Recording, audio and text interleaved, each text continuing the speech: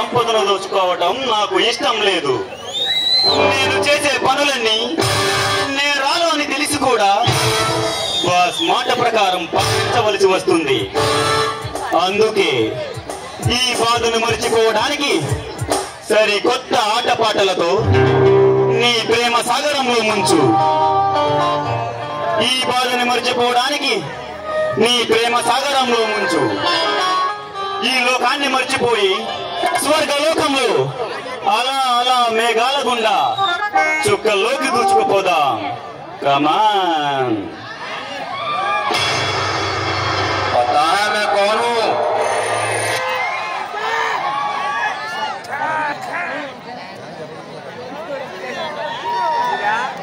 నీకు క్లారిటీ వస్తుందా? కొంచెం డాన్స్